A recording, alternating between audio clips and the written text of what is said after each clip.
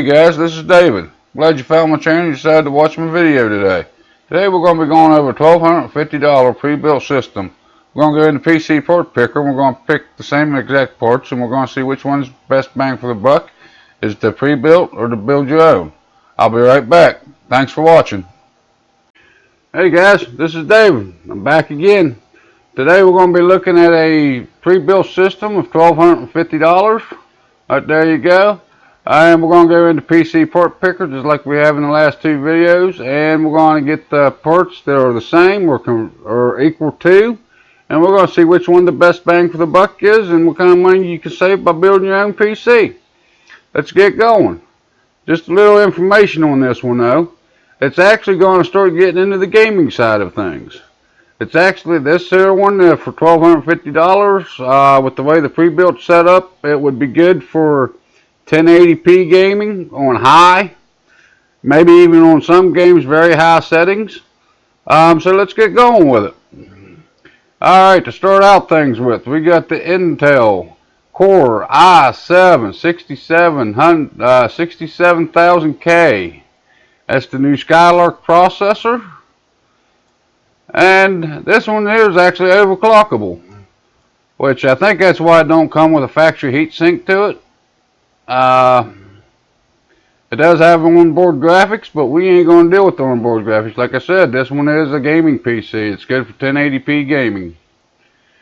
Okay, and then of course, just like the other ones, they put Windows Home 10 in the lineup, and there's my Windows Home 10 OEM 64-bit version. Same exact operating system, guys. Alright, they're going to be putting in NVIDIA GeForce GTX 960 with 2 gigs of DDR5. So I went ahead and matched that up for you. I got an Asus GeForce GTX 960 Turbo OC edition. This one should be running a little bit faster than actually what they put in their system. So it should get you a little bit better performance, should get you a little bit better gaming out of it. There ain't a whole lot to really say about it. I mean, it's a decent card. Asus is very, if you know anything about PCs, you know who Asus is, right? or however you want to pronounce that one. I know different people got different ways of pronouncing it. I say Asus. Okay, let's see what else do we got. They have 8 gigs of dual channel DDR4 at 2133. When they say dual channel, I'm assuming that they have 2 4-gig sticks. They didn't specify on this one. So I went with the Crucial. 8 gigs, 2 4-gig sticks, DDR4, 2133. Matches up with what they offering you. Crucial's a good manufacturer of hard drives. They make RAM, hard drive, SSDs. I've never had a problem with any of their products. So I couldn't tell you what the warranty's like because I've never had to use it. Alright, the next thing they got, with this one here being a gaming system, they went with a 2 terabyte 7200 RPM hard drive. And to match that up, I found a Toshiba 2 terabyte with the same memory MBs in it, the exact same thing that they offer. And again, I don't know their name brands. They don't give name brands, so I have no idea actually what they use for name brand wise. But I found a Toshiba. They're a very good manufacturer. Of course, everybody knows who Toshiba is when it comes to laptops. I've never had no problems with any of the products. I use the laptops constantly and I've never had no problems with them. And any of the other parts I've used through them, I've had no problems. Alright, the next thing we're going to look at, well, they get into the Wi-Fi connection. So I guess the next thing would be the motherboard we're going to be looking at. And for the motherboard, it's got the same chipset that they're offering, the 170. They're offering Wi-Fi with Bluetooth capabilities, which this one's got. It's only got two RAM slots on it. It does have the PCI Express lane for the graphics card, only one. They, if you look down here at the bottom someplace, there's the Z71 chipset right there. On down here, they say they use a mini ITX motherboard, so that's what I picked out here. is a mini ITX.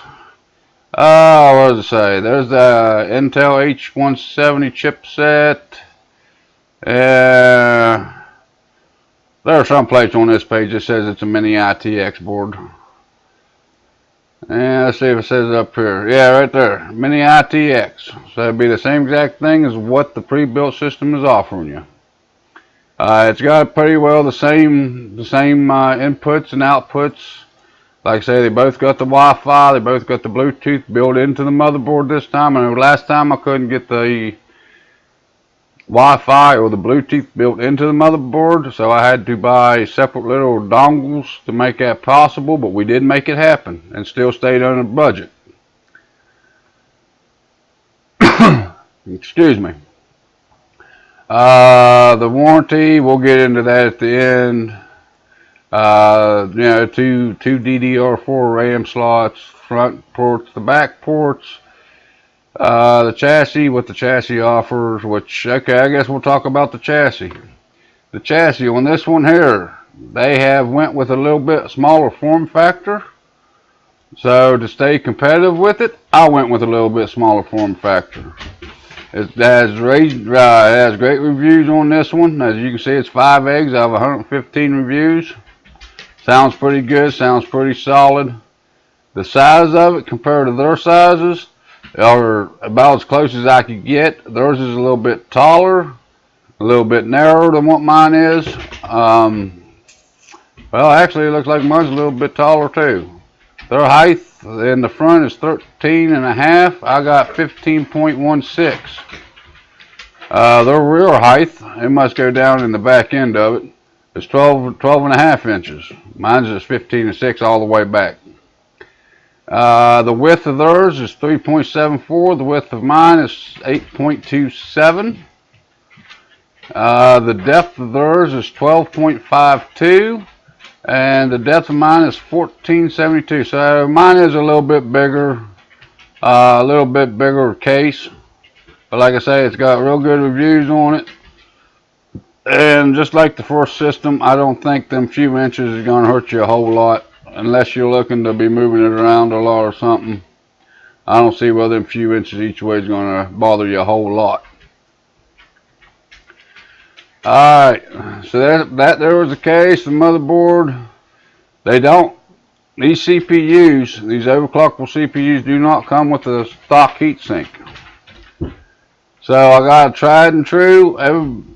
Seems like most of the builders out there like this cooler pretty well.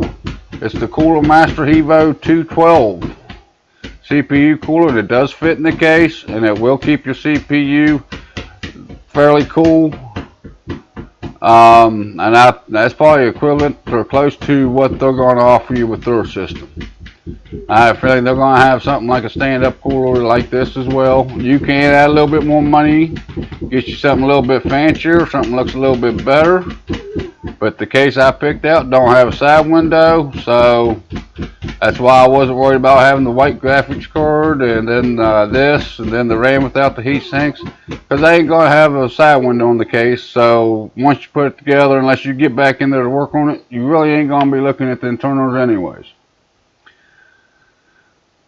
Alright, like I said, the pre-built's $1,249.99. Let's see what my price came out to be. Hey, look at that. My base total is $1,109.99. After $50 worth of mail-in rebates, you'd have $1,059.99 into this one. So you can see it's almost a $200 savings on building your own PC. With a system like this one, you could even pay someone like me to build it for you and you'd still save $100. Which, of course, if someone told me they had a $1,200 budget for PC, I think I'd spend the money a little bit differently than what they did. But that's just builder's opinion. Take it for what it is. You may agree with me, you may not. Personally, I would have put an SSD in them. I'd have put an SSD in the last 3 systems, actually. I believe every system should have an SSD, at least for the boot system. The prices of SSD has dropped big time. I mean, they still got the same amount of storage on them, but the prices have came down a good bit. You can get a SSD 120 gig fairly cheap anymore. I don't see why you'd build a system and not put an SSD in it myself, just for the extra performance. Not unless that, 50 or 60 bucks would make a big deal to you, and then maybe you wouldn't want to add a SSD to it. But anyways, that's my opinion on this system. Like I say, if you build it yourself, you're saving yourself almost $200. You ask me, that would be definitely worth the time it'd take to learn to build a PC. Until next time, y'all have a good one, and I'll see you in the next video.